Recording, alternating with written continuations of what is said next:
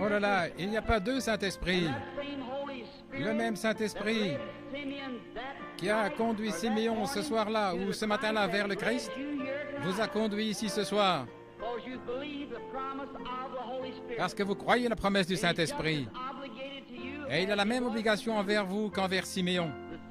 La même, parce qu'il est Dieu et qu'il doit tenir sa parole. Alors je peux voir Siméon. Il désirait ardemment voir le Christ.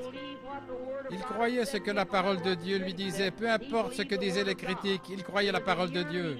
Il y avait un désir profond dans son cœur de voir le Christ et il croyait qu'il le verrait. Comme David disait, quand la profondeur appelle la profondeur. Beaucoup parmi vous croient en la guérison divine. Y croyez-vous? Vous croyez dans la guérison divine? La raison même qui vous fait croire à la guérison divine prouve qu'il y a une guérison divine. Quand nous sommes arrivés en Amérique, nous avons découvert l'Indien d'Amérique.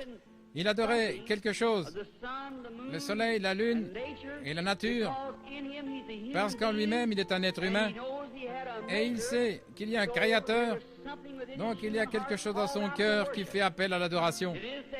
C'est ainsi avec chaque mortel. Vous pouvez adorer votre auto, votre travail, votre maison ou autre chose. Vous allez adorer quelque chose. Ainsi, s'il y a une idole, enlevez-la et laissez Jésus-Christ avoir la première place. Laissez-le être le premier. Alors, à la fin, la profondeur, comme David disait, quand la profondeur appelle la profondeur, au bruit de tes cataractes. Maintenant, la profondeur appelant la profondeur, par exemple, s'il y a une profondeur qui appelle, il doit y avoir une profondeur pour répondre à cet appel. Peut-être vais-je me rendre clair, comme ceci. Je suis un grand amoureux de la nature, et en allant dans les bois, j'observe le coucher du soleil, j'entends les animaux, les cris du monde sauvage. Ma mère est à demi indienne. Ainsi, il y a quelque chose à ce sujet dans mon sang qui fait que j'aime la nature. Et quand j'entends la profondeur de la nature, cet appel, il y a quelque chose qui embrase mon âme, je ne peux pas l'empêcher. Dernièrement, j'étais dans le Colorado et je me tenais sur une montagne et j'observais une mère aigle, comment elle transportait ses petits hors du nid sur ses ailes et les posait sur un gras pâturage. Et ensuite, elle est retournée là au sommet, le rocher le plus élevé qu'elle pouvait atteindre, et elle s'est posée là. Et elle a commencé à observer. Eh bien, je regardais avec mes jumelles, mon cheval était attaché à un arbre et j'observais. Et j'ai dit, Seigneur, j'aime ça. Et il me semblait, si jamais vous avez été près d'un nid d'aigle, ils le font avec des bouts de bois pointus et autre chose, ces aigles qui doivent marcher sur ses branches et ses épines. Ils ne connaissent rien d'autre. Mais un jour, leur mère a étendu ses ailes, ils ont grimpé dessus et elle s'est envolée. Et je regardais ces petits qui étaient en train d'avoir un réveil de Pentecôte.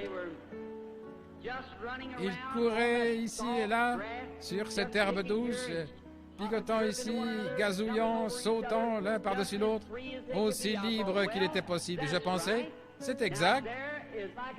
C'est comme un homme dans le vieux nid du monde qui ne connaît rien d'autre que ce que le diable peut lui donner. Mais un jour, Dieu le prend et l'assied à l'ombre d'un vert pâturage. Oh, comme il est heureux, il est libre. Il n'y a plus ni mal ni rien. Je pensais, mais pourquoi ces petits gars ne sont pas effrayés? Je me demande s'ils savent qu'il y a des coyotes là qui pourraient les attraper. Mais de temps à autre, ils regardaient vers le haut. Et ils voyaient là leur vieille maman qui les surveillait. Je pensais, que Dieu soit loué. C'est exact. Il m'a sorti du nid du monde.